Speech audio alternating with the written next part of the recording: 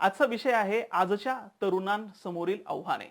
तरुण म्हणजे कोण असं म्हणत असताना खरं तर मला असं वाटतं, की समोर आव्हानं असताना ही आव्हानं पेलण्याची, ही आव्हानं या आव्हानांना सामोरं जाण्याची ज्याच्यामध्ये ताकद असते, या आव्हानांना सामोरं जाण्यासाठी जो सज्ज असतो. अगदीच स्पष्ट सांगायचं झालं किंवा ग्रामीण भागातल्या भाषेत सांगायचं झालं तर लाथ मारल तिथं पाणी काढण्याची हिंमत ज्याच्यामध्ये असते. ज्याच्या मनगटामध्ये ताकद असते, ज्याच्या स्वतःच्या मनगटांवरती विश्वास असतो. असा व्यक्ती जो असतो, तो मला वाटतं मग तो कुठल्याही वयाचा जरी असला, तरी त्याला आपण तरुण म्हणायला हरकत नाही. तर असा जो तरुण आहे, या तरुणासमोर मग तो कुठल्याही समाजातला असेल, आदिवासी समाजातला असेल, दलित समाजातला असेल, वंचित समाजातला असेल, त्या प्रत्येकाच्या समोर आज जी आव्हानं आहेत, त्या आव्हानांच्या अनुषंगानं मला आज बोलायचं आहे. खरं तर Facebook लाईव्हच्या माध्यमातून मी तुमच्या समोर बोलतोय. मागच्या वर्षी याच महादेव कोळी चौथऱ्याच्या निमित्तानं जुन्नरमध्ये व्याख्यान झालेलं होतं. अगदी सुंदर पद्धतीनं जुन्नरकरांनी ते आयोजन केलेलं होतं. आणि शिवनेरी किल्ल्याच्या पायथ्याशी त्या ठिकाणी ते व्याख्यान झालेलं होतं. आज या परिस्थितीमुळं किंवा कोरोनाच्या पार्श्वभूमीमुळं आपण आपल्या घरात राहून आज हे अभिवादन करण्याचा प्रयत्न करत आहोत. तर त्या अनुषंगानं तरुणांशी मला संवाद साधण्याची जी काही संधी कृती समितीने प्राप्त करून दिली, त्या सर्वांचं मी पुन्हा एकदा स्वागत करतो, अभिनंदन करतो, आभार मानतो आणि विषयाच्या विवेचनाला सुरुवात करतो. तरुणांच्या समोरील असणारी जी आव्हानं आहेत, कोणकोणती आव्हानं आहेत आणि त्याच बरोबरीनं आज त्यांच्या व्यक्तिमत्वाला चालना मिळण्यासाठी काय करणं गरजेचं आहे, या अनुषंगानं मी पुढील तासभर आपल्याशी संवाद साधण्याचा प्रयत्न करणार आहे. सगळ्यात महत्त्वाची गोष्ट म्हणजे आत्ता शाळा महाविद्यालय सप्टेंबर उजाडला तरी नीटशा सुरू झालेल्या नाहीयेत. शिक्षण कशा पद्धतीनं मिळणार, ऍडमिशन कशा पद्धतीने सुरू होणार, परीक्षा कशा पद्धतीनं होणार, आता लास्ट इयरच्या परीक्षा घ्यायच्या असं शासन म्हणतंय, तर त्या कशा पद्धतीने होणार, या सगळ्या गोष्टींचा एक संभ्रम, हा सगळ्यात मोठा एक प्रश्न किंवा हे सगळ्यात मोठं जे आव्हान आहे ते आजच्या तरुणांवरती आहे. आता मुद्दा असं बघा, की आता शाळा सुरू झालेल्या आहेत. ऑनलाईन पद्धतीनं मुलं ते क्लास अटेंड करत आहेत. परंतु सद्य परिस्थिती जर पाहता, प्रत्यक्ष शिक्षण म्हणजे वर्गामध्ये शिक्षक समोर असताना, मुलं समोर बसलेले असताना जे शिकवणं आहे आणि मोबाईलच्या समोरून बसणं, लॅपटॉपच्या समोर बसणं आणि मग जे शिकवणं आहे, या शिकवण्यामध्ये बराचसा फरक आहे. म्हणजे मी स्पष्ट म्हणतो, की या प्रत्यक्ष शिक्षण पद्धतीला ही ऑनलाईन पद्धत पर्याय असू शकत नाही. परंतु याचा अर्थ असा नाही म्हणून आपण ती नाकारायची का? मग नाकारलं जर झालं, नाकारायची जर झालं तर आपल्याला थांबावं लागेल. म्हणजे आज पाठीमागच्या वर्षी आपण प्रत्यक्ष ठिकाणी जाऊन व्याख्यानमाला साजरी केली होती.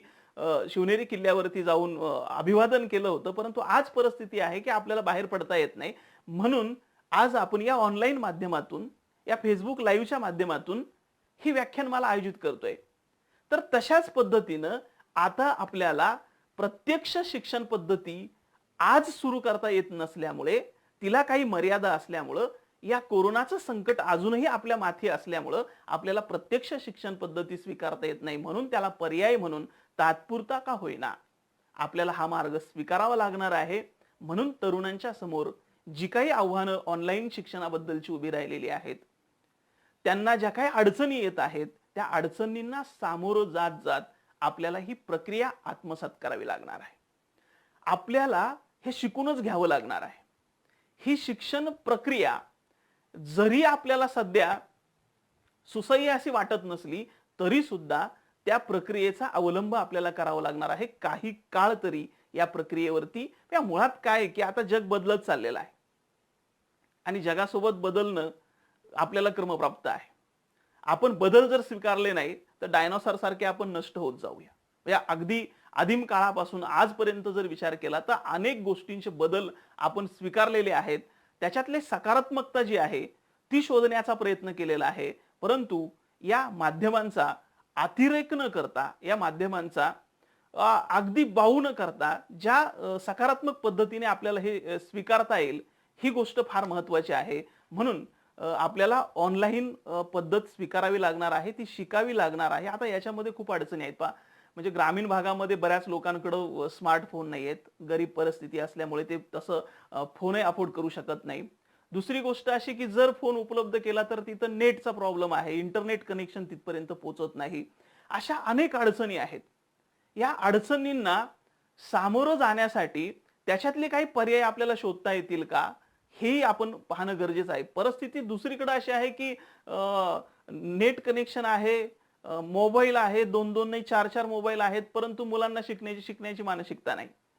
म्हणजे जर ती मानसिकता त्याच्याकडे नसेल, तर मग हे सगळं साधन उपलब्ध असूनही काय उपयोग आहे? म्हणून जे सध्या ऑनलाईन शिक्षणाचं मग त्याच्यातून जे आव्हान निर्माण झालेलं आहे, ते आव्हान पेलण्यासाठी आपल्याला तरुणांना नव्यानं याच्यातल्या काही गोष्टी आत्मसात कराव्या लागतील, शिकाव्या लागतील. मी असं म्हणत असतो, की काही अडचणी आहेत, परंतु अडचणींवरती मात करणं आणि पुढे जाणं याला तर तरुण म्हणतात. त्या अडचणींना सामोरं जाता आलं पाहिजे. नाहीतर मग सगळ्या वस्तू आपल्या समोर आहेत, परंतु आपल्याला इच्छाशक्ती जर आपल्याकडे नसेल, असं म्हटलं जातं, "जिसको जिंदगी में कुछ करना है, वो किसी भी हाल में करते हैं." जिसको जिंदगी में कुछ करना है वो किसी भी हाल में करते हैं, जिसको कुछ करना नहीं होता उसे सब कुछ दे दो वो फिर भी नहीं करता. आता शासनाची जबाबदारी आहे, सरकारची जबाबदारी आहे, हे सगळं मान्य आहे. परंतु या जबाबदारी बरोबर आपलं काही कर्तव्य आहे. आपण आपलं काही योगदान असायला हवं. म्हणून हे सगळ्यात मोठं आव्हान जरी असलं तरी या आव्हानाला सक्षमरित्या तोंड देण्याची हिंमत, सामोरं जाण्याची हिंमत या तरुणांमध्ये असायला हवी आणि ती हिंमत जर दाखवली तर निश्चितरित्या हे आव्हान सुद्धा आपल्याला चांगल्या पद्धतीनं पेलता येऊ शकतं. दुसरं आणि महत्वाचा मुद्दा जो आहे, पहा मित्रांनो, की लॉकडाऊन सुरू झालं आणि सगळी मंडळी घरात बसली. घरात बसल्यानंतर ज्या 2 माध्यमांशी सगळ्यात जास्त आपला संपर्क आला, त्याच्यातलं पहिलं माध्यम म्हणजे आहे मोबाईल आणि दुसरं माध्यम आहे टीव्ही. आता ग्रामीण भागामध्ये ह्या सुविधा फारशा उपलब्ध नाहीत, परंतु शहरी भागातले जे तरुण आहेत, त्या तरुणांच्या समोर मात्र सातत्याने या 2 गोष्टी नाचू लागल्या आणि ते सातत्याने याच्यामध्येच व्यस्त राहू लागले. त्याचा प्रचंड अतिरेक झाला. मग कंटिन्यू तो मोबाईलवरती गेम खेळू लागला, कंटिन्यू फेसबुकवरती राहू लागला, व्हॉट्सअपवरती राहू लागला, वेगवेगळ्या गोष्टी तो त्याच्यावरती पाहायला लागला. ह्या सगळ्या गोष्टींचा अतिरेक इतका झाला, की तो तो कन्फ्यूज झाला, की आता काय बघितलं पाहिजे? काय आपल्या हिताचं आहे? काय आपल्या फायद्याचं आहे? कुठली गोष्ट आपल्याला ज्ञान देणारी आहे? ह्या सगळ्या गोष्टींचा त्याला विसर पडला आणि तो सातत्याने टीव्ही समोर बसून राहिला. तो सातत्याने मोबाईल समोर. आज परिस्थिती तुम्ही जर पाहिली मित्रांनो, तर लहान-लहान मुलांच्या हातामध्ये 24 तास मोबाईल आहे. 24 तास तो त्या मोबाईलवरती खेळतोय. मला असं वाटतं, की हे त्याचं एक मोबाईलचं, टीव्हीचं, इंटरनेटचं ते पाहण्याचं एक वेळापत्रक आपल्याला करता येईल का? त्याचं एक व्यवस्थापन आपल्याला करता येईल का? म्हणजे मुळातच मोबाईल, इंटरनेटच्याच माध्यमातून नाही तर मला असं वाटतं, की वेळेचंच आपल्याला काही व्यवस्थापन करता येईल का? आणि ती वेळ कशा पद्धतीने आपल्याला घरात बसून सुद्धा सत्कारणी लावता येऊ शकते?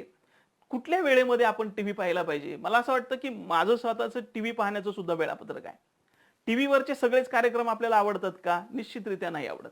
मग मला जे आवडणारे कार्यक्रम आहेत, मला जे भावणारे कार्यक्रम आहेत, त्याची वेळ मला माहिती असणं गरजेचं आहे.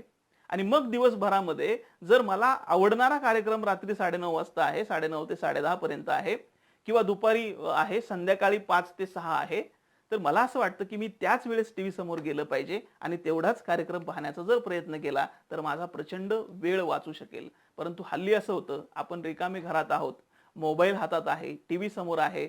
मग पाहिजे त्या गोष्टी तर नाहीच नाही, परंतु नको त्याही गोष्टी आपण पाहत बसतो आणि मग विनाकारण या टीव्हीच्या माध्यमातून, मोबाईलच्या माध्यमातून, इंटरनेटच्या माध्यमातून आपला प्रचंड वेळ जो आहे, म्हणून स्वतःला सुद्धा, आपल्या मुलांना सुद्धा, आपल्या कुटुंबाला सुद्धा या गोष्टीतून, या आव्हानांपासून किंवा या आव्हानाला सामोरं जाण्याची जी काही शक्ती आहे, जी काही शक्कल आहे, ती आपल्याला वापरता आली पाहिजे आणि आपलं एक टाइम टेबल, मग पुस्तक वाचायचं जो वेळ आहे तो वेगळा असला पाहिजे. जेवणाचा वेळ आपला कधी आहे, आराम करण्याचा वेळ आपला कधी आहे, पुस्तक ऐकण्याचा वेळ आपला कधी आहे, इतर कामं करण्याचा वेळ आपला कधी आहे, याचं एक स्वतंत्ररित्या जर आपल्याला टाइम टेबल बनवता आलं तर मला वाटतं हे मोबाईल इंटरनेटच्या अतिरेकाचं जे काही माध्यम आहे, हे माध्यम किंवा ही गोष्ट जी आहे त्याच्यावरती आपण विजय मिळवू शकतो किंवा त्याचं व्यवस्थितरित्या व्यवस्थापन करू शकतो. आणि जोपर्यंत ते व्यवस्थापन होत नाही तोपर्यंत आपला असाच वेळ खर्ची जाणार आहे आणि मग आपल्याला पाहिजे त्या कामासाठी मात्र वेळ मिळणार नाही. एक साधं 4 टप्प्यातलं उदाहरण मी तुमच्या समोर ठेवतो, की बऱ्याच वेळा असं होतं, की आपल्याकडं म्हणजे पहिली स्थिती अशी असते, की आपल्याकडे वेळ असतो पण आपल्याकडे पाहिजे तेवढा पैसा उपलब्ध नसतो. दुसरी स्थिती अशी असते, की त्या स्थितीमध्ये आपल्याकडं पैसाही नसतो आणि वेळही नसतो. म्हणजे उदाहरणार्थ सांगायचं जर झालं तर महाविद्यालयातले जे विद्यार्थी आहेत, तरुण जो वर्ग आहे, त्यांच्याकडे वेळ पुष्कळ असतो, परंतु त्याच्या गरजा भागवण्या इतका पैसा त्याच्याकडे नसतो. आणि त्याच्यानंतर काही दिवसांनी त्याचं जेव्हा लग्न होतं, तो जेव्हा कुठेतरी कंपनीत काम करायला लागतो, एकट्याच्या पगारात भागत नाही म्हणून बायकोही काम करायला सुरुवात करते. 8-10 हजार याचे, 8-10 हजार त्याचे, असे 15-16 हजार किंवा 20 हजार रुपये त्याला मिळतात. त्याच्यामध्ये घर नीट त्याला चालवता येत नाही. मग तिसऱ्या पाहुण्यांचे आगमन होतं आणि मग अगदीच तारेवरची कसरत, म्हणजे दोघंही काम करतात बिचारे, मुलाला सांभाळायला वेळ नाही. अशा अवस्थेमध्ये पैसाही नसतो आणि वेळही नसतो. तिसरी स्थिती आपण पाहिलेली आहे बऱ्याच वेळा मित्रांनो, की आपल्या आजूबाजूला, आपल्या गावामध्ये अशी काही माणसं असतात, की पैसा प्रचंड आहे त्यांच्याकडे, परंतु स्वतःसाठी, कुटुंबासाठी किंवा तो खर्च करण्यासाठी त्यांच्याकडे वेळ नाही. आणि चौथी स्थिती अशी आहे, की त्यांच्याकडे पैसाही असतो आणि वेळही असते. आता या 4 गोष्टींचा विचार करत असतो. म्हणजे उदाहरणार्थ अंबानीचं उदाहरण जर सांगायचं झालं तर त्यांच्याकडे प्रचंड पैसा आहे आणि वेळही उपलब्ध आहे. पाहिजे तिकडे फिरायला जाऊ शकतात, पाहिजे ती गोष्ट खरेदी करू शकतात. परंतु आपल्याला मात्र तसं करता येत नाही. मला वाटतं या चौथ्या स्टेजकडे जात असताना आपल्याला पहिली स्टेज जी आहे, त्या पहिल्या स्टेजच्या वेळेचं नियोजन करायला पाहिजे.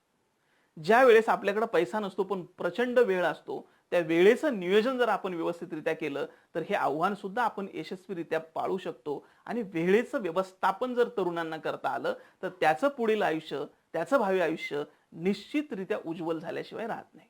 म्हणून त्याच्यासाठी मोबाईल कशासाठी निर्माण केलाय, या साध्या साध्या गोष्टींचा हेतू उद्देश हे आपल्याला समजलं पाहिजे. मोबाईलची निर्मिती यासाठी झाली, की आपल्याला पटकन संपर्क करता यावा.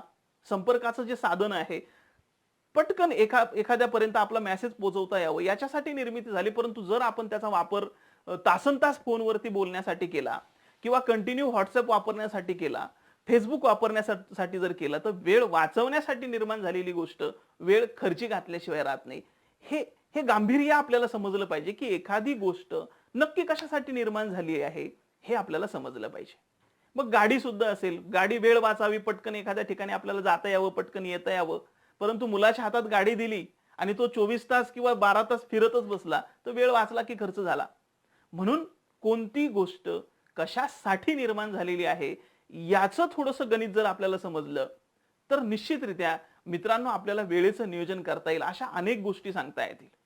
म्हणजे बघा, की आपण हॉटेलमध्ये जातो, म्हणजे मसाल्याची जी निर्मिती झाली ना, की पूर्वी लोक अगदी निरस असं जेवण जेवण्यापेक्षा काहीतरी मसाला, त्यात चव येण्यासाठी मसाला असावं म्हणून त्याची निर्मिती झाली. परंतु आज आपण बाहेर जाऊन पाहतो हॉटेलमध्ये, आता सध्या नाही जाता येत आपल्याला, परंतु हॉटेलमध्ये जेवायला गेल्यानंतर लक्षात येतं की तिथे त्या त्या ग्रेव्हीमध्ये कुठेतरी आपल्याला पनीरचा तुकडा शोधावा लागतो, इतका अतिरेक त्या मसाल्याचा आहे.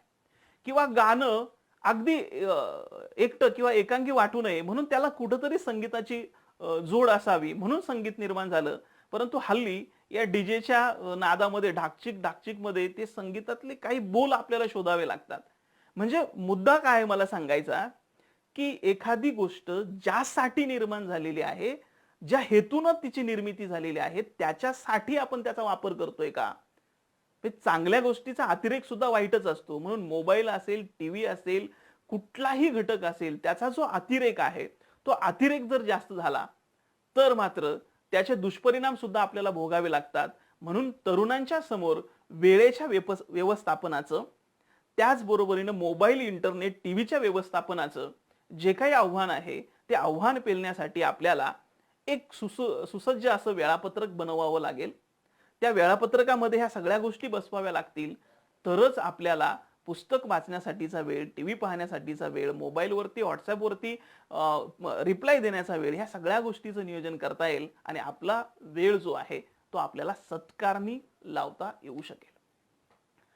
तिसरा आणि सगळ्यात महत्वाचा जो प्रश्न निर्माण झालेला आहे तो नोकरी, रोजगार या गोष्टींचा तरुणांसमोर.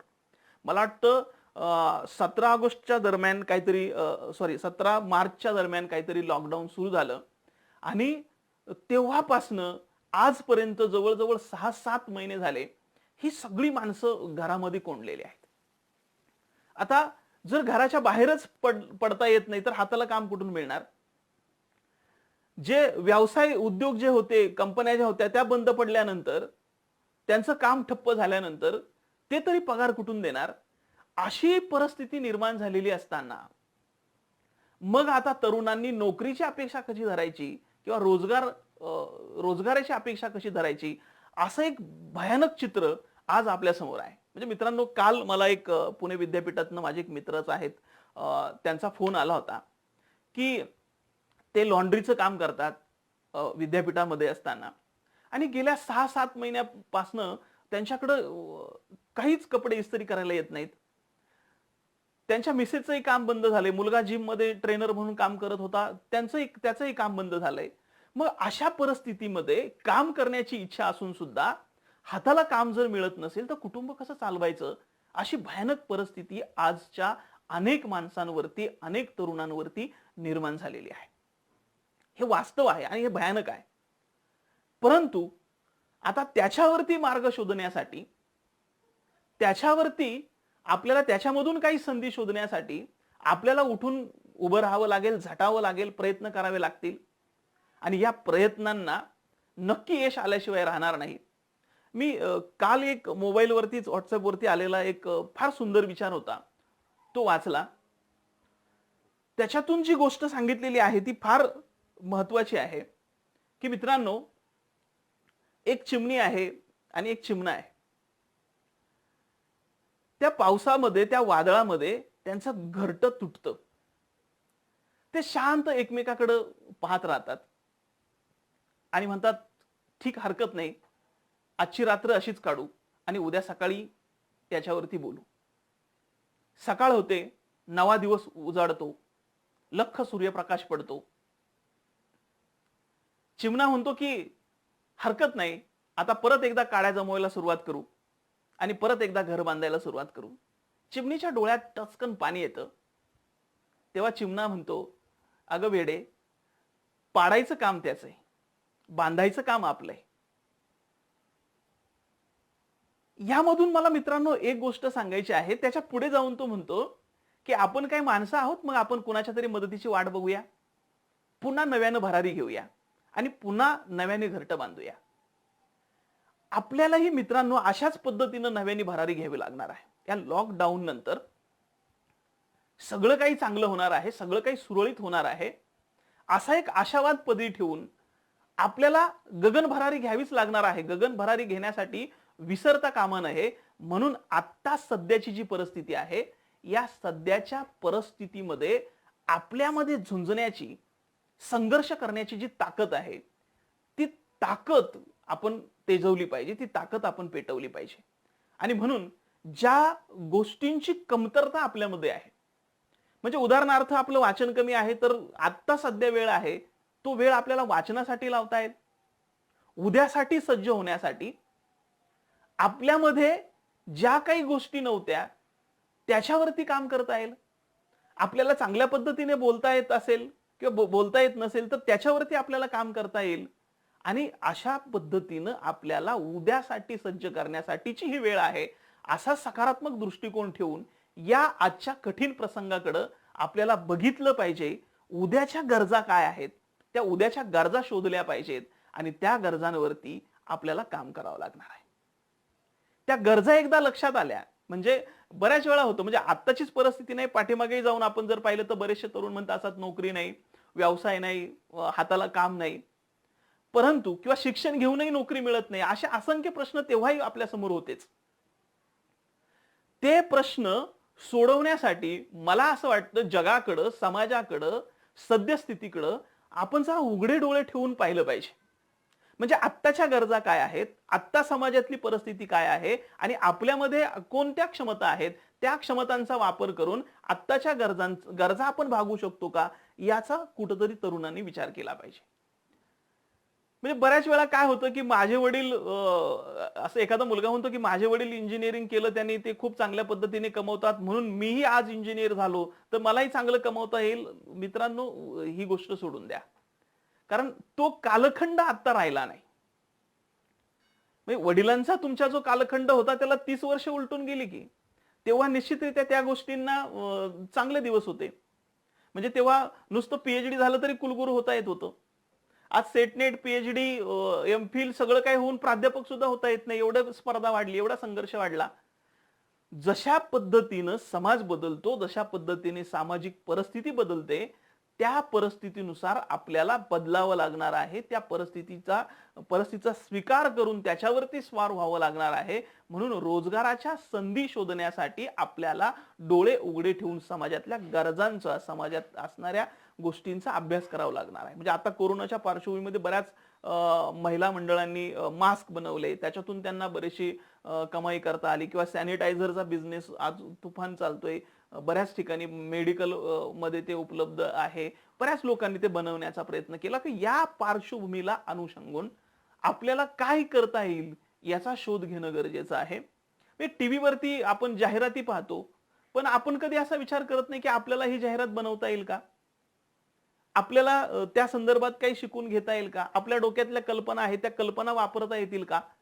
अशा पद्धतीनं आपल्याला नवे काही मार्ग जे आहेत, ते नवे मार्ग शोधण्यासाठी प्रयत्न करावे लागतील. त्याच्यातून सध्याचा काळ जरी कठीण असला, तरी येणारा काळ जो आहे, तो उज्ज्वल आहे. त्या उज्ज्वल भविष्य काळासाठी आपल्याला स्वतःला विकसित करण्यासाठी हा वेळ आपल्याला मिळालेला आहे. असा एक सकारात्मक दृष्टिकोन आपल्या मनात ठेवून ह्या आव्हानांना आपल्याला सामोरं जावं लागणार आहे. आणि त्याच्याही पुढची महत्वाची गोष्ट आहे पहा, की आज घरात बसलेलं असताना आपल्या समोर सगळ्यात मोठा प्रश्न आहे तो आपल्या आपल्या आरोग्याचा प्रश्न आहे. म्हणजे मित्रांनो बघा, की कोरोनाच्या या संकटामुळं दिवसेंदिवस ते अधिकच तीव्र होत चाललंय, अधिकच वाढत चाललंय. आपल्याला अपेक्षा अशी होती, की 2 महिन्यात संपेल, 3 महिन्यात संपेल. आज 6 महिने उलटून गेले, तरी ती तीव्रता अधिकच वाढत चाललेली आहे. अगदी खेडोपाडी सुद्धा आता हे संकट जाऊन पोहोचलेलं आहे आणि तिथे सुद्धा सगळ्यांना खबरदारी घ्यावी लागत आहे. या कोरोनाच्या संकटामध्ये अनेक मित्रमंडळी आपल्यातून आपल्याला सोडून गेली ही उदाहरणं आपल्याला दिसतायत.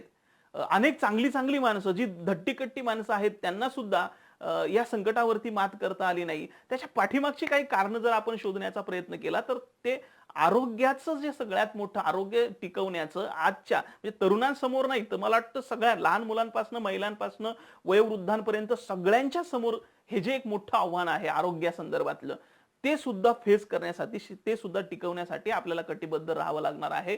म्हणून आपल्याला व्यायाम करावा लागणार आहे. आता शेतीत काम करणारी माणसं आहेत, त्यांचा व्यायाम होतोच. परंतु जी घरात बसणारी जी तरुण मंडळी आहे, टीव्ही पुढे बसणारी जी तरुण मंडळी आहे, बैठे काम करणारी जी तरुण मंडळी आहेत, त्यांना त्याची प्रतिकारशक्ती वाढवायची जर असेल, तर व्यायाम करावा लागणार आहे. महिलांना, मुलींना व्यायाम करावा लागणार आहे. सूर्यनमस्कार सारखा व्यायाम जर आपल्याला करायचा असेल, आपल्या दिवसाचं योग्य पद्धतीने नियोजन आपल्याला करावं लागणार आहे. मग त्याच्यामध्ये आपलं मन आनंदी कशा पद्धतीने ठेवता येईल, आपल्याला आनंदी कशा पद्धतीने जगता येईल, आपला आत्मविश्वास कशा पद्धतीने वाढवता येईल. मला तर असं वाटतं की सातत्याने जर आपण कोरोनाच्या बातम्या जर पाहत बसलो तर आपल्याला जी निराशा येते त्या निराशाने माणूस खचून जातो. मी आता खरं खरं मित्रांनो सांगायचं झालं तर बातम्या पाहणं सोडून दिलंय. कारण त्या बातम्यांमध्ये इतका काही बाऊ केला जातो आणि इतक्या चुकीच्या गोष्टी इतक्या सत्य आहेत म्हणून समाजाच्या माथी मारल्या जातात. आता खरं तर माध्यमांवरचा विश्वास माध्यमांवरती किती ठेवायचा ही गोष्ट आहेच. कारण पाठीमागच्या इलेक्शनच्या काळामध्ये तुम्ही सगळ्यांनी पाहिलेलं आहे. त्यांनी दिलेल्या बातम्या किती खऱ्या असतात, किती खोट्या असतात आणि किती गोष्टी त्यांच्यापर्यंत माहिती असतात. हे सगळं सत्य आपण उघडपणे पाहिलेलं आहे. त्याच्यामुळे ही नकारात्मकता बातम्यांच्या माध्यमातून जी आपल्या मनामध्ये शिरते, जी आपल्या मेंदूमध्ये घर करते आणि त्याच्यामुळे आपल्याला जी काही निराशा येते, त्या निराशेला घालवण्याचं कारण म्हणजे मला वाटतं बातम्या पाहिल्या नाही तर फार काही पाहायचं जर असेल तर 5 मिनिटं तुम्ही दिवसभरातल्या बातम्या पहा, पण दिवसभर बातम्याच पाहू नका. त्याने आपल्यामध्ये येणारी जी निगेटिव्हिटी आहे ती निगेटिव्हिटी तुम्हाला तुमचं खच्चीकरण करते आणि तुमचं आरोग्य जे आहे ते हळूहळू ढासळत जातं.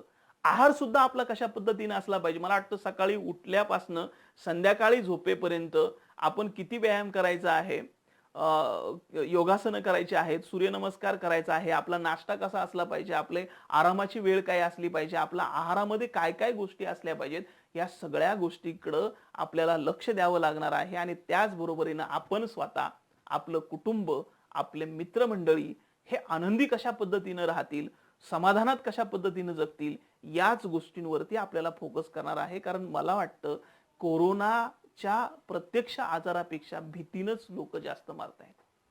मित्रांनो, वाईट वाटतं या गोष्टीचं की कितीतरी चांगली माणसं आज मोबाईलमधनं एक एक नंबर आपल्याला डिलीट करावा लागतोय, डिलीट होतोय.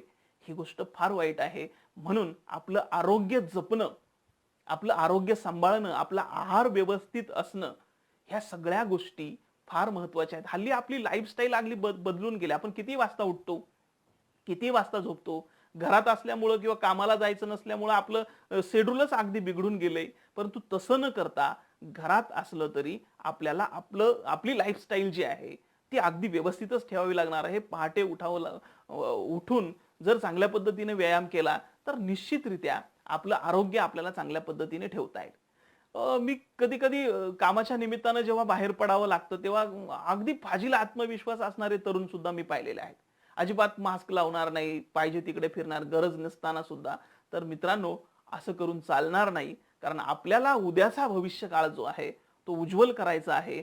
त्याच्यासाठी या थोड्या कालावधीसाठी आलेलं जे काही संकट आहे त्या संकटाला सामोरं जाण्यासाठी आपल्याला निश्चितरित्या आपल्या आरोग्याची काळजी घ्यावीच लागणार आहे.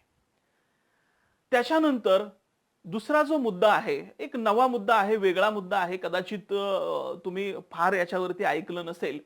भावनिक बुद्धिमत्ता ही तरुणांच्या मध्ये वाढणं गरजेचं आहे.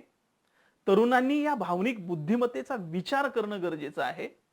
भावनिक बुद्धिमत्ता म्हणजे नक्की काय, ही गोष्ट सुद्धा समजून घेण्याची गरज आहे. कारण आज याच गोष्टीमुळं बऱ्याच तरुणांच्या समोर काही संकट उभी राहत आहेत, काही प्रश्न निर्माण होत आहेत आणि त्या प्रश्नांना नक्की सामोरं कसं जायचं ही गोष्ट त्याला माहिती नाही. पण मुळात भावनिक बुद्धिमत्ता म्हणजे काय, तर भावनांवरती नियंत्रण कशा पद्धतीनं ठेवणं. भावना निर्माण होतच राहतात, म्हणजे भावनांवरती आपल्याला विजय मिळवता येणार नाही. परंतु त्याच्यावरती म्हणजे योग्य भावना ती कशा पद्धतीने आपल्याला समोरच्याच्या समोर प्रेझेंट करता आली पाहिजे, ही गोष्ट फार महत्वाची आहे. म्हणजे मला राग राग आपण म्हणतो की ही निगेटिव्ह भावना आहे. परंतु या राग भावनेला आपण सकारात्मकतेमध्ये कसं बदलू शकतो, याही गोष्टीचा आपल्याला विचार करता आला पाहिजे. म्हणजे उदाहरणार्थ सांगायचं झालं, एका एका गोष्टीचं आपण विवेचन त्याच्या अनुषंगानं करूया, की भीती ही सुद्धा भावना आहे. तुम्हाला भीती वाटणं साहजिकच आहे. परंतु एखादं संकट तुमच्यावरती ओढवलेलं आहे, तुम्ही एखाद्या पुरामध्ये अडकलेले आहेत आणि अगदी घाबरून गेलेला आहे, तुम्हाला मदतीला आलेले लोक सुद्धा तुम्हाला दिसत नाही, त्यांनी टाकलेली रस्सी पकडण्याचं धाडस तुमच्यामध्ये नाही, अशी जर स्थिती झाली, भावनिक होऊन गेले, तुम्ही भावनेमध्ये वाहू लागले, तर तुम्हाला तुमचा जीव गमवावा लागेल, तुम्हाला तुमचा जीव वाचवता येणार नाही. म्हणून या भावनेवरती आपल्याला क्षणिक का होईना विजय मिळवता आला पाहिजे आणि त्या संकटातून बाहेर पडता आलं पाहिजे. म्हणजे राग जर आला असेल तर त्या रागावरती सुद्धा आपल्याला कंट्रोल करता आलं पाहिजे.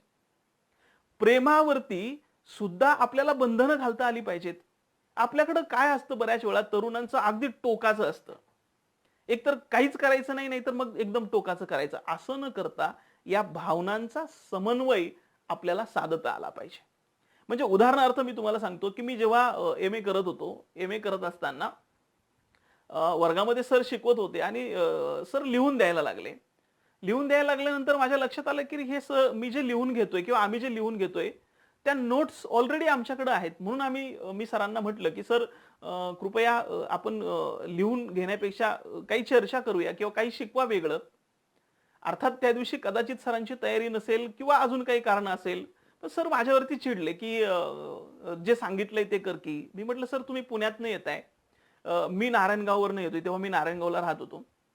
आणि अ, ते म्हणजे इतक्या लांबून येत असताना आपण जर लिहून घेण्याची प्रक्रिया करत असेल, तर त्याच्यापेक्षा काहीतरी शिकणं चांगलं असं मला वाटतं. तर ते चिडले माझ्यावरती, रागवले भर वर्गामध्ये आणि म्हणाले, "तुला पाठीमागच्या वर्षी म्हणजे फर्स्ट इयरला जेवढे मार्क होते, तेवढे टिकवता येतील का?" अर्थात राग येणं साहजिकच आहे. परंतु तो राग कसा व्यक्त करायला पाहिजे ही गोष्ट फार महत्त्वाची आहे मित्रांनो.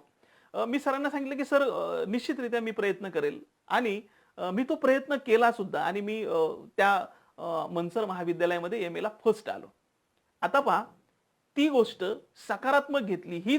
हाच प्रसंग जेव्हा माझ्या बाबतीत घडला, मी जेव्हा शिक्षक झालो, मी जेव्हा प्राध्यापक झालो, एका विद्यार्थ्याला गोंधळ करतोय म्हणून वर्गातून बाहेर पाठवलं. तो बाहेर गेल्यानंतर तिथून मला विचारायला लागला, "सर तुमचं नाव काय? तुम्ही कुठं राहता?" आता अर्थात त्याचा उद्देश वेगळा होता विचारण्याच्या पाठीमागचा. थोडक्यात सांगायचं झालं तर, "बाहेर या मग बघतो तुमच्याकडे." आता त्याला म्हटलं, की "बाळा तू आतमध्ये ये.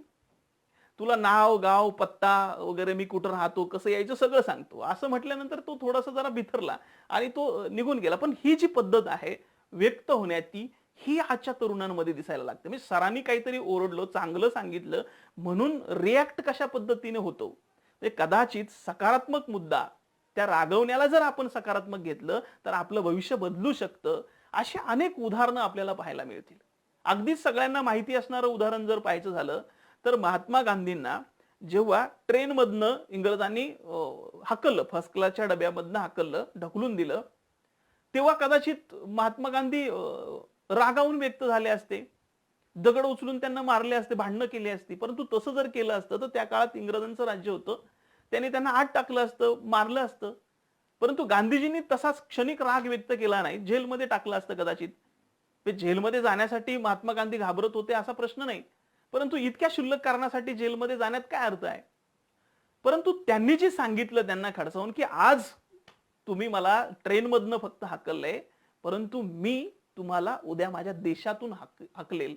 मला वाटतं ही रागावरतीची प्रतिक्रिया आहे. सकारात्मक रागाला कसं घेणं, ही गोष्ट आपल्याला पाहायला मिळतं किंवा एखादं संकट आपल्यावरती ओढवलं, भावनिक संकट असेल. उदाहरणार्थ मला वाटतं क्रिकेटर सचिन तेंडुलकरच्या संदर्भातली जी घडणारी घटना तुम्हाला सांगतो, की त्यांचे वडील जेव्हा एक्सपायर झाले, तेव्हा ते कुठल्यातरी दौऱ्यावरती होते, क्रिकेट मॅचमध्ये होते. त्यांच्या कानावरती ही बातमी गेली. कदाचित ते अगदी भावनिक झाले असते.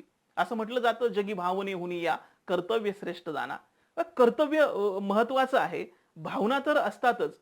परंतु तेंडुलकरनी तडकाफडकी निर्णय न घेता, मॅच सोडून न जाता त्यांनी त्यांची इनिंग खेळली आणि मग ते घरी गेले. मला वाटतं भावनांचं नियंत्रण म्हणजे काय? तर याच गोष्टी म्हणजे भावनांचं नियंत्रण असं मला वाटतं आणि म्हणून तरुणांच्या समोर खरं तर हा सगळ्यात मोठा प्रश्न आहे. म्हणजे एखादी मुलगी बिचारी तिचं नवीन लग्न होतं, नवऱ्याच्या घरी नांदायला जाते. अचानक नवऱ्यावरती काहीतरी संकट येतं, ती बावरून जाते, गांगरून जाते. त्या क्षणी काय करावं याचा ती विचार करत नाही. आणि मग काहीतरी दुर्घटना घडून जाते. त्याच्यापेक्षा आपल्याला त्या परिस्थितीमध्ये घाबरून न जाता आपल्याला काय करता येईल या गोष्टीचा विचार करणं फार गरजेचं आहे. पटकन प्रतिक्रिया न देता विचार करून त्याच्यावरती जर निर्णय घेतला म्हणजे भावनांवरती विजय मिळवणं, भावनांवरती कंट्रोल करणं, ही गोष्ट आजकालच्या तरुणांमध्ये फार तिची कमतरता पाहायला मिळते. ते कुणाचाही मुलाहिजा ठेवत नाही. हा मोठा माणूस आहे. त्याच्या कामाबद्दलची काही माहिती नसताना सुद्धा ज्या पद्धतीनं आजचा तरुण व्यक्त होतो, ज्या पद्धतीनं तो हळवा होतो, ज्या पद्धतीनं तो घाबरून जातो, ह्या सगळ्या गोष्टींवरती विजय जर मिळवायचा असेल, तर भावनिक बुद्धिमत्ता या गोष्टीचा विचार आपल्याला करावा लागणार आहे. त्याचं व्यवस्थापन कसं करायचं? इंटरनेटवरती चांगले व्हिडिओ आहेत त्या संदर्भातले त्यांच्या संदर्भातली चांगली भावनिक बुद्धिमत्ता नावाचंच एक खूप सुंदर पुस्तक आहे. त्या पुस्तकामध्ये सुद्धा चांगले विचार दिलेले आहेत. ते सुद्धा आपल्याला चांगल्या पद्धतीने वाचता येतील आणि आपली भावनिक बुद्धिमत्ता जी आहे, ती चांगल्या पद्धतीनं आपल्याला वाढवता येऊ शकते. त्याच्यानंतर मला जे मुद्दे तुमच्या समोर फोकस करायचे आहेत, त्यामध्ये मग मी तर म्हणेल कुठल्याही समाजातला तरुण असेल ना, त्या तरुणांमध्ये जी एनर्जी असते, त्या तरुणांमध्ये जी ऊर्जा असते, ती प्रचंड ऊर्जा असते. पण त्या ऊर्जेचं युटिलायझेशन, त्या ऊर्जेचा वापर जो आहे तो नक्की कुणासाठी, कशासाठी केला जातोय, या गोष्टीमध्ये जर गल्लत केली ना, तर त्याच्याकडे असणारी जी ऊर्जा आहे ती विनाकारण वाया जाते. म्हणजे मला असं वाटतं की पहिल्यांदा माझ्यामध्ये काय क्षमता आहेत हे मला माहिती असल्या पाहिजेत. मला काय येतं, मला काय येत, मग त्याच्यासाठी तुम्हाला आत्मपरीक्षण करायची गरज पडली, ते शोधून काढा की माझ्यामध्ये काय नक्की ताकद आहे, माझी स्ट्रेंथ काय आहे. ह्या गोष्टी मला समजल्या पाहिजेत. आणि पहिल्यांदा मी असं म्हणेल, त्या क्षमतांची जाणीव झाल्यानंतर समाज राहू दे बाजूला, पहिल्यांदा स्वतःसाठी का होईना त्याचा वापर करून पहा. स्वतः स्वहितासाठी त्या वापरून पहा माझ्यामध्ये असणाऱ्या क्षमता. त्याच्यानंतर दुसरी गोष्ट येते ती मग समाजासाठी वापरून पहा. समाजामध्ये ज्या काही हितकारक गोष्टी आहेत, विधायक गोष्टी आहेत, या विधायक गोष्टींसाठी आपल्यातल्या क्षमता वापरून पहा. परंतु हात जोडून माझी मित्रांनो विनंती आहे की आपल्या अंतरंगात असणाऱ्या क्षमतांचा वापर विनाकारण राजकीय लोकांच्या पाठीमागे धावण्यासाठी करू नका.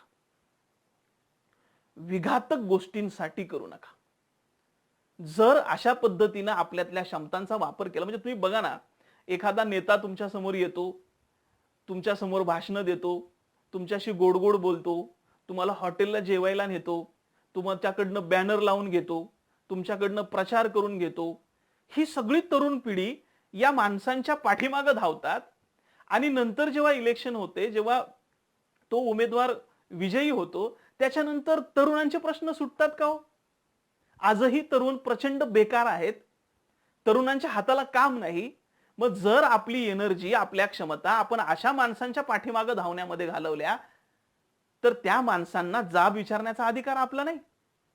म्हणून अशा गोष्टींसाठी जर आपली एनर्जी आपण वाया घालवली, म्हणजे बरेचसे तरुण असे आहेत की त्याला त्या प्रचार करण्यामध्ये धन्यता वाटते, बॅनर लावण्यामध्ये धन्यता वाटते, परंतु प्रत्यक्षात रित्या आपल्यासाठी तो माणूस खरंच काम करतो का, आपले दैनंदिन प्रश्न सोडवतो का, तरुणांच्याच समोरचे प्रश्न जे आहेत ते सोडवले जातात का, याचा विचार मात्र तो करत नाही. म्हणून आपल्यातली असणारी एनर्जी, आपल्यातली असणारी ऊर्जा एकतर स्वतःसाठी वापरा, स्वहितासाठी वापरा, कुटुंबाच्या हितासाठी वापरा, नाहीतर समाजातील विधायक कामांसाठी वापरा.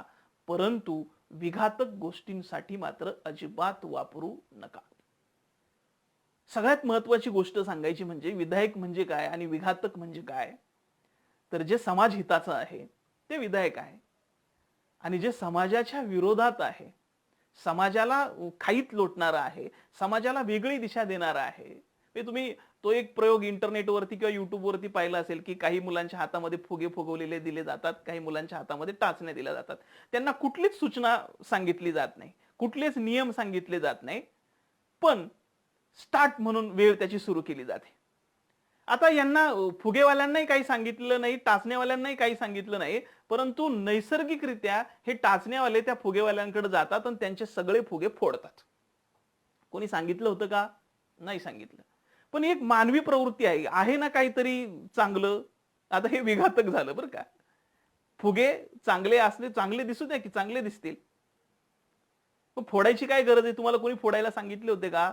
तशाच पद्धतीनं मित्रांनो, काही समाजकंटक आपल्याला भावनिकरित्या भडकून देतील. एका दिवशी आपल्या हातात बंदूक देतील, एका दिवशी आपल्या हातात तलवार देतील, सांगणार काहीच नाही. परंतु जेव्हा तलवार हातात येते, जेव्हा बंदूक हातात येते, तेव्हा नैसर्गिकरित्या माणूस गोळी झाडतो, नाही तर वार करतो.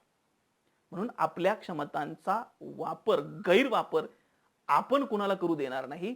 त्याचा विवेक माझा आतमध्ये जागृत असला पाहिजे की माझ्या क्षमता मी माझ्या समाज हितासाठीच वापरणार आहे. दुसऱ्या कुणालाही माझ्या भावनांवरती, माझ्या मनावरती, माझ्या मेंदूवरती ताबा आणू देणार नाही. मी माझ्या स्वतःच्या क्षमता ज्या आहेत त्या गोष्टींचा विचार करणार आहे. तुम्ही बघा इतर देशात, म्हणजे जपानचं उदाहरण तुम्हाला सगळ्यांना माहिती आहे की जपानच्या ट्रेनमध्ये एक तरुण ते फाटलेलं शीट जे आहे ते सुईने शिवत होता.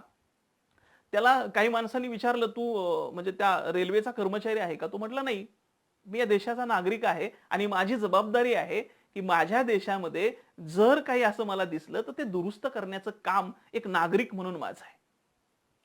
आता बघा जपानमधील हा तरुण, आणि आपल्या आजूबाजूला जर आपण पाहिलं, दंगलीची परिस्थिती जेव्हा निर्माण होते तेव्हा आपला हाच तरुण काही समाजकंटक यांच्या हातामध्ये दगड देतात, यांच्या हातामध्ये विस्तू देतात आणि आपल्याच देशाचं नुकसान प्रचंड आपण करतो.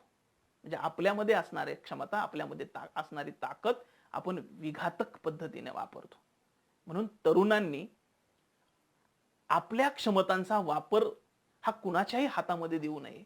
हे फार मोठं आव्हान आहे की तरुणांना आपलं भान असलं पाहिजे, आपल्याला समजलं पाहिजे माझी निर्णय क्षमता जी आहे ती मला विकसित करायची. मी माझे निर्णय कुणावरतीही लादणार पण नाही आणि कुणाचे निर्णय जर माझ्या स्वहिताच्या विरोधात असतील, समाजहिताच्या विरोधात असतील तर ते मी स्वीकारणार नाही. माझे निर्णय मी घेणार आहे. तरुणांना ह्या गोष्टी समजल्या पाहिजे. त्याच्यासाठी शिक्षण फार गरजेचं आहे, त्याच्यासाठी अभ्यास फार गरजेचा आहे, त्याच्यासाठी मनन चिंतन फार गरजेचं आहे. म्हणजे आपल्याला आपलं अस्तित्व काय आहे आणि आपण कुठल्या दिशेने गेलं पाहिजे ही दिशा आपल्याला सापडू शकते. आपण भरकटणार नाही आणि आपल्या क्षमतांचा योग्य पद्धतीनं वापर जो आहे तो आपल्याला करता येऊ शकतो.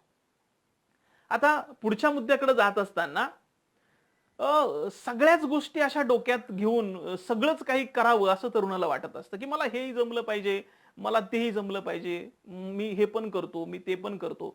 असं न करता मला असं वाटतं की जर तुम्हाला यशस्वी व्हायचं असेल तर तुम्ही मर्यादित गोष्टींवरती लक्ष केंद्रित करा. मी सगळं, मला नाचता आलं पाहिजे, मला गाता आलं पाहिजे, मला अभिनय करता आलं पाहिजे, मला व्याख्यान देता आलं पाहिजे, मला लिहिता आलं पाहिजे, मला शेती करता आलं पाहिजे, सगळ्यात मला नाही ना गोष्टी जमणार सगळ्याच. माझं स्वतःचं आत्मपरीक्षण मी केलं. मला 5-6 मुद्दे समजले की मला मला बोलता येऊ शकतं, मला लिहिता येऊ शकतं, मला जे काही करता येऊ शकतं हे मला समजल्यानंतर मी तेवढ्याच गोष्टींवरती फोकस करावा अशी माझी विनंती आहे. कारण सगळ्या 12 भानगडी जर आपण करत बसलो तर एक ना धड भाराभर चिंधे असं होईल आणि आपल्या हातात काहीही लागणार नाही. म्हणून तरुणांनी एक मोजक्या गोष्टी तुम्ही तपासा. मला वाटतं त्याच्यासाठी आत्मपरीक्षण करा, स्वतःसाठी वेळ द्या आणि वेळ दिल्यानंतर ठरवा की मला काय काय आवडतं, कोणतं काम माझ्या आवडीचं आहे, मी जे काम करत असताना स्वभान हरपतं, मी वेळेचा पैशाचा कुठलाही विचार करत नाही असं काम कुठलं आहे. अशी 5-6 कामं, असे 5-6 मुद्दे लिहून काढा आणि त्याच्यावरती फोकस करण्याचा प्रयत्न करा. त्याच्यातले चांगले वाईट मुद्दे तपासा आणि तेवढ्याच गोष्टींवरती तुम्ही फोकस करण्याचा प्रयत्न करा. जर सगळ्याच गोष्टी तुम्ही करायचा प्रयत्न केला तर एकही गोष्ट तुमच्या हाती लागणार नाही. तरुणांचं असंच होतं की यांनी काहीतरी केलं की त्याला वाटतं मी पण तसं केलं पाहिजे. परंतु अरे तुझ्यामध्ये त्या क्षमता आहेत का? तुझा मेंदू, तुझं मन त्या गोष्टी करण्यासाठी तयार आहे का? या गोष्टी तू कुठेतरी तपासून पहा. मर्यादित गोष्टींवरती लक्ष केंद्रित जर केलं तरच तुम्हाला यश मिळू शकतं. तुम्हाला सक्सेस हवे असेल, यश हवे असेल तर ठराविक गोष्टीच घ्या आणि त्याच गोष्टींवरती फोकस करण्याचा प्रयत्न करा. हा सुद्धा खूप मोठा आव्हानात्मक मुद्दा आहे की आपल्याला शेवटपर्यंत कळतच नाही माझ्यामध्ये काय आहे. नरेंद्र जाधव त्यांच्या मी आणि माझा बाप या आत्मकथनामध्ये म्हणतात की प्रत्येकामध्ये एक राजहंस दडलेला आहे. तो राजहंस आपल्याला बाहेर काढता आला पाहिजे. तो राजहंस काय आहे, कोणता आहे नक्की हे आपल्याला जोपर्यंत समजत नाही तोपर्यंत आपल्याला तो बाहेर काढता येत नाही. म्हणून आपलं स्वतःचं म्हणजे आपण इतरांच्या गोष्टींमध्ये जितकं लक्ष घालतो ना तितकं स्वतःच्या अंतरंगामध्ये जर लक्ष घातलं तर निश्चितरित्या आपल्याला आपलं अंतरंग समजतं आणि आपल्यामध्ये काय आहे याची जाणीव होते आणि मग ती जाणीव झाल्यानंतर झपाटून त्याच्या पाठीमागे लागा. कुठलाही संघर्ष करण्याची तयारी ठेवा, परिपूर्ण अभ्यास करा, कष्ट घ्या, रात्रंदिवस त्याचा ध्यास घ्या. निश्चितरित्या तुम्हाला यश मिळाल्याशिवाय राहणार नाही. पण जर तुम्ही सगळ्याच दगडांवरती हात ठेवायचा प्रयत्न केला तर मात्र एकही गोष्ट तुमच्या हाती लागणार नाही. मला वाटतं बरेचसे मुद्दे मी तुमच्या समोर ठेवण्याचा प्रयत्न करतोय, बऱ्याचशा गोष्टी कव्हर करण्याचा प्रयत्न करतोय. फेसबुक लाईव्ह हे माध्यम असं आहे की मला तुमचे डीपी दिसतात, तुमचे कमेंट्स दिसतात, बऱ्याचशा गोष्टी सकारात्मक तुम्ही मांडताय, चांगला मुद्दा मांडला, अप्रतिम मुद्दा वगैरे म्हणताय. परंतु तुम्ही बोर झालाय की काय याही गोष्टी मला कळत नाही. मग थोडंसं एक मुद्दा, प्रेरणेचा मुद्दा मी तुमच्या समोर विनोदाच्या अंगाने थोडासा ठेवण्याचा प्रयत्न करतो की हे सगळं करण्यासाठी आपल्यामध्ये एक सकारात्मक ऊर्जा लागते, एक सकारात्मक ताकद लागते, एक सकारात्मक प्रेरणा लागते आणि ती प्रेरणा मात्र प्रत्येकाची वेगवेगळी असते. म्हणजे कदाचित मला एखादं व्याख्यान ऐकल्यानंतर मी असा प्रफुल्लित होतो, प्रेरित होतो आणि काहीतरी कुठली तरी गोष्ट करायला तयार होतो. कधी-कधी काहींनी एखादा टीव्हीवरचा प्रोग्राम पाहिला, एखादी जाहिरात पाहिली, एखादं पुस्तक वाचलं किंवा एखाद्या आवडत्या व्यक्तीशी बोलल्यानंतर सुद्धा आपल्याला प्रेरणा मिळते. तर प्रत्येकाची प्रेरणा वेगळी असते. ती प्रेरणा आपल्याला शोधता आली पाहिजे. म्हणजे मित्रांनो, मी जेव्हा पुणे विद्यापीठामध्ये सेटनेटचा अभ्यास करत होतो, अनेक वेळा अ, निराशा यायची आणि निराशा आल्यानंतर मग काय करायचं? अशा वेळेस माझ्या पॉकेटमध्ये मी माझ्या आई-वडिलांचा एक फोटो ठेवलेला होता आणि मग तो मी काढून पाहायचो आणि पाहिल्यानंतर स्वतःलाच म्हणायचो, की यांना जर असंच हसरं पाहायचं असेल, आनंदात पाहायचं असेल, तर मित्रा तुला अभ्यास करावा लागणार आहे, तुला परिश्रम घ्यावा लागणार आहे, तुला कष्ट घ्यावे लागणार आहे आणि परत एकदा एक ऊर्जा यायची, परत एकदा एनर्जी यायची.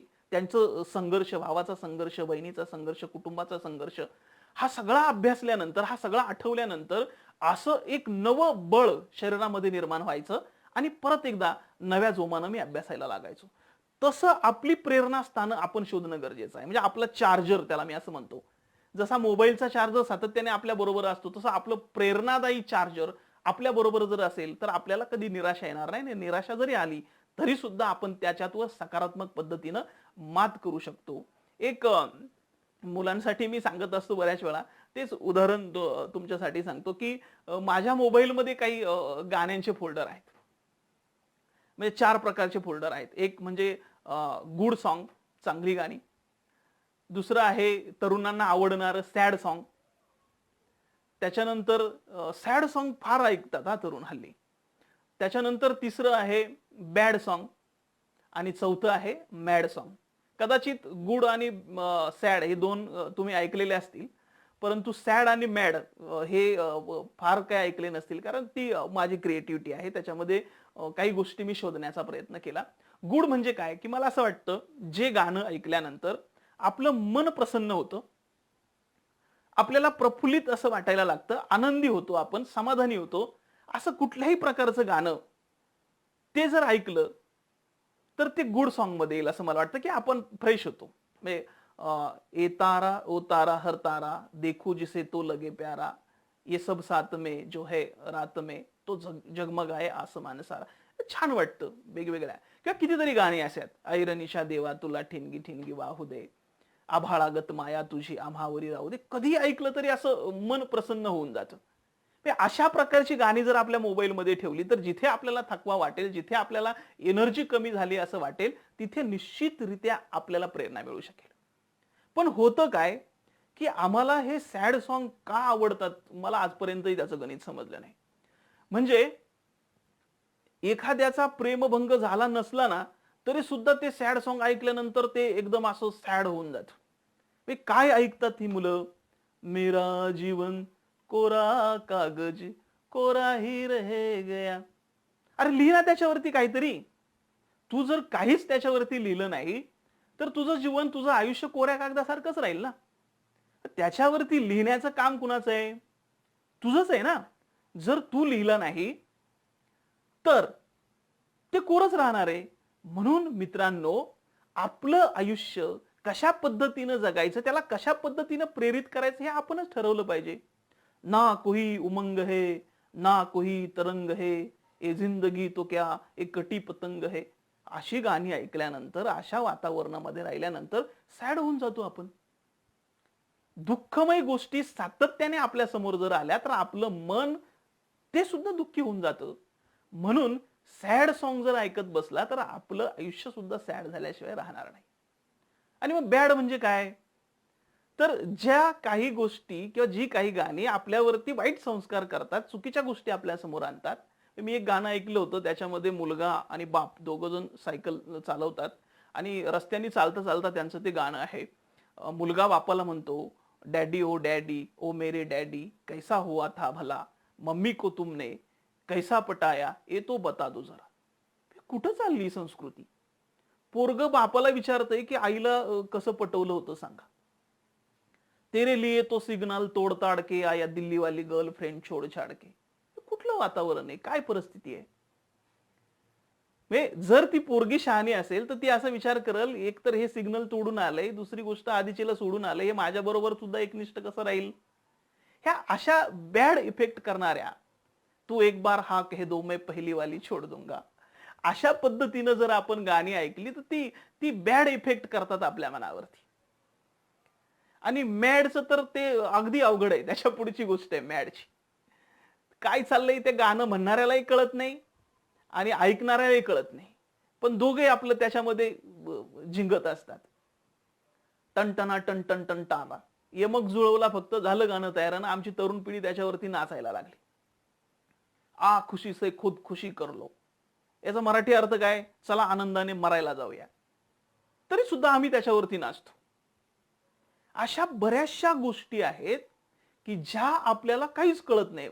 मला वाटतं एक गाणं असं आहे, मैंने कहा, ती हिरोईन म्हणते, मैंने सुना, मैंने तो कुछ भी कहा नहीं. ती म्हणते, मैंने तो कुछ भी सुना नहीं, कहने सुनने को क्या बाकी रह गया, यही तो मैंने कहना था, वो तुमने कह दिया. कुणीच कुणाला काही सांगत नाही आणि कुणीच कुणाचं काही ऐकत नाही. आपण मात्र हे सगळं एन्जॉय करत असतो. त्याच्यातून आपल्याला काय समजलं, आपल्या मनावरती, आपल्या मेंदूवरती काय परिणाम झाला, या गोष्टींचा आपण विचार करत नाही. आपण म्हणतो ना, आजची तरुण पिढी मॅड झाल्यासारखी वागते. काही काही काही मंडळी, मी सगळ्याच बद्दल नाही म्हणत, मी त्याचा परिणाम आहे की ते मॅड ऐकतात. ज्या विचारांमध्ये काहीच तथ्य नसतं, अशा गोष्टी जर आपण सातत्याने ऐकत राहिलो तर आपली विचारसरणी तशीच होणार आहे. म्हणून मित्रांनो, मी सांगत असतो, प्रेरणादायी गोष्टी ऐका, तुम्हाला ऊर्जा मिळेल, एनर्जी मिळेल. जर मॅड ऐकलं तर आपलं लाईफ मॅड होईल, बॅड ऐकलं तर आपलं लाईफ बॅड होईल, सॅड ऐकलं तर आपलं आयुष्य, आपलं जीवन सुद्धा सॅड होईल. म्हणून आपल्याला प्रेरणा देणारं काहीतरी गुड ऐका, काहीतरी चांगलं ऐका. मग त्याच्यात गाणी असतील, व्याख्यानं असतील, काही पुस्तक असेल, चांगली माणसं असतील, या सगळ्या गोष्टी तुम्ही करा.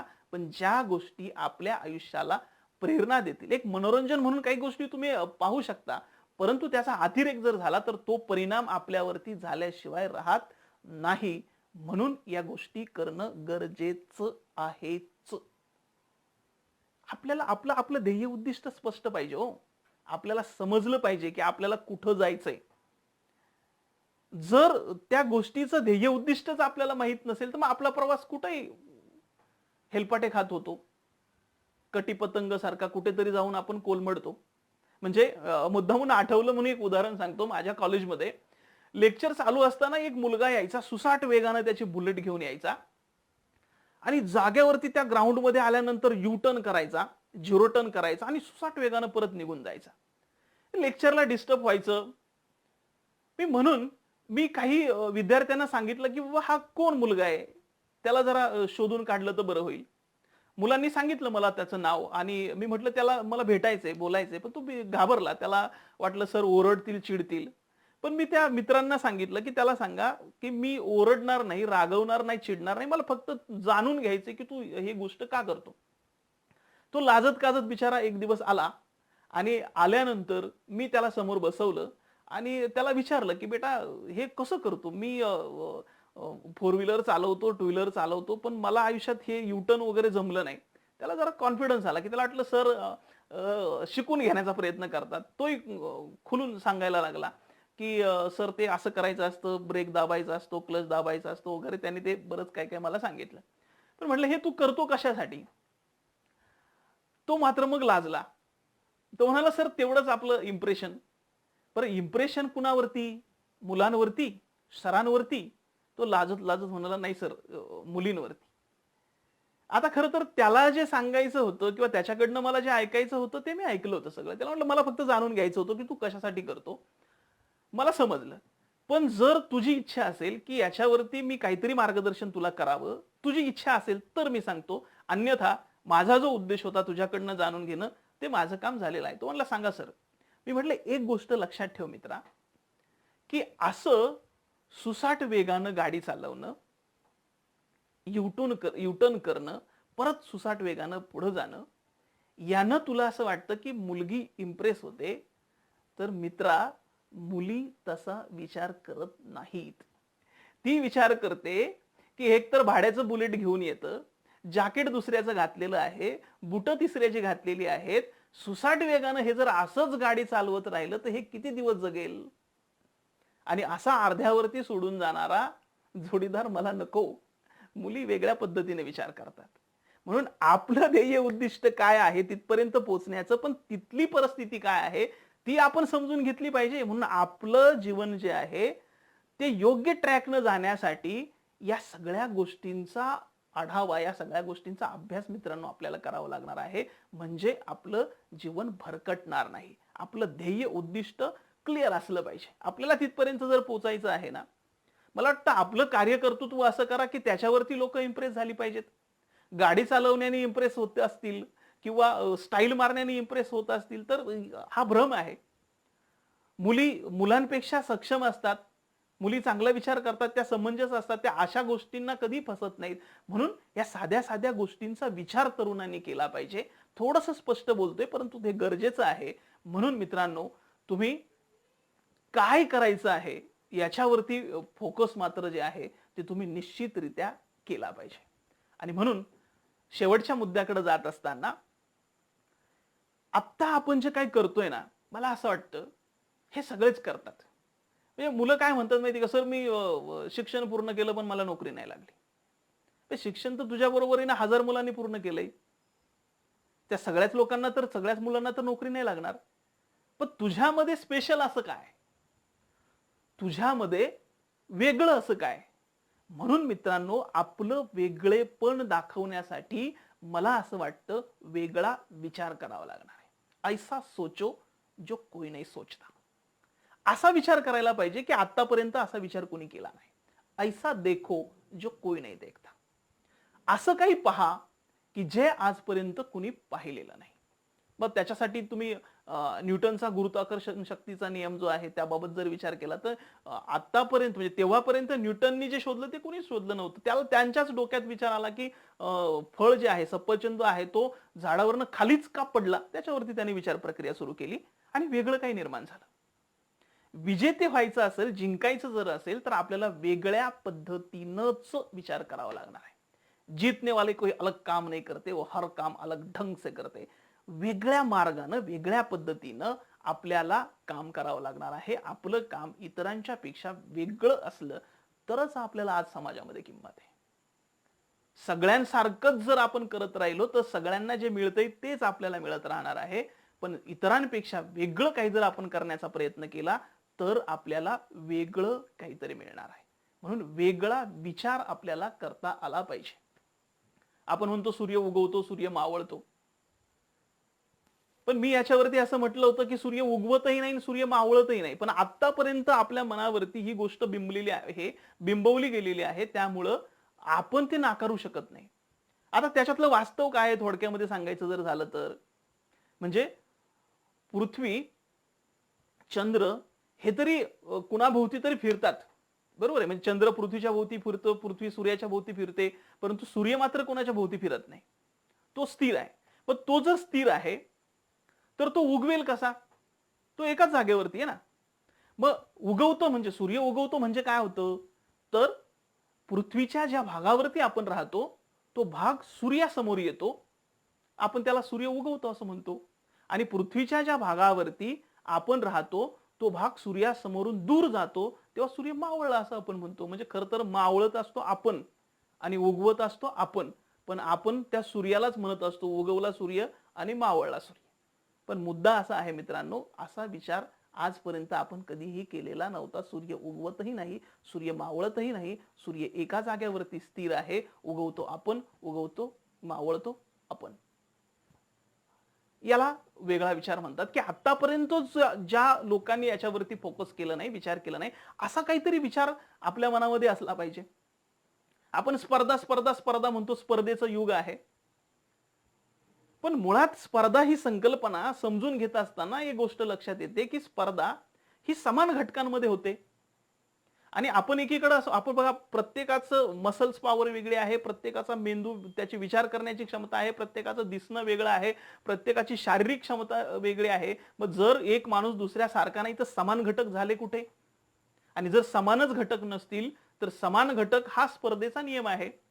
आपण एकीकडे म्हणतो जगातला प्रत्येक माणूस वेगळा आहे. प्रत्येक माणूस वेगळा जर असेल तर तो समान असू शकत नाही, आणि समान घटक जर नसतील तर स्पर्धा होऊ शकत नाही. इतरांशी स्पर्धा होऊच शकत नाही. मग स्पर्धा नसतेच का? स्पर्धा असावी, पण स्पर्धा स्वतःशी असावी. मी आज हे काम केलं, उद्या मला याच्यापेक्षा चांगलं काम करता येईल.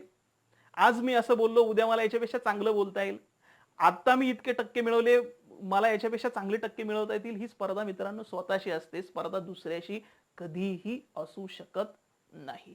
हा वेगळा विचार आहे. ज्या गोष्टी आपण वेगळ्या पद्धतीनं पाहतो, ज्या गोष्टी आपण वेगळ्या पद्धतीनं दाखवतो, त्या गोष्टींना वेगळा विचार असं म्हटलं जातं. उदाहरणार्थ, लेखक मंडळी जे लिहितात, असं म्हटलं जातं, जे न देखे रवी ओ देखे कवी. म्हणजे काय? तर थोडक्यामध्ये जे सूर्यालाही दिसलं नाही ते कवीने पाहिलं, की तो वेगळा विचार करतो. वेगळ्या गोष्टी, जे दिसतं त्याच्यापेक्षा तो वेगळ्या पद्धतीनं मांडतो, म्हणून तो वेगळं जग पाहतो. म्हणून अशा पद्धतीनं कवीसारखं, लेखकासारखं, शास्त्रज्ञांसारखं आपल्याला वेगळ्या गोष्टी शोधाव्या लागतील, वेगळ्या गोष्टी पाहाव्या लागतील, वेगळा विचार करावा लागेल, डिफरंट थिंकिंग करावं लागेल, तरच आपल्याला वेगळं काहीतरी मिळू शकेल. म्हणून मित्रांनो, अशी असंख्य आव्हानं आपल्या समोर उभी आहेत, असंख्य संकट आपल्या समोर उभी आहेत. या आयुष्याचा नियम आहे की संकट आपल्यावरती येतच राहणार आहे, त्याच्यावरती मात करणं आपलं काम आहे. विवेकानंद एका ठिकाणी असं म्हणतात की जर एखाद्या दिवशी आपल्याला काही अडचण आली नाही किंवा आपल्या समोर संकट आलं नाही तर आपण चुकीच्या दिशेने चाललेलो आहोत असं समजायला हरकत नाही.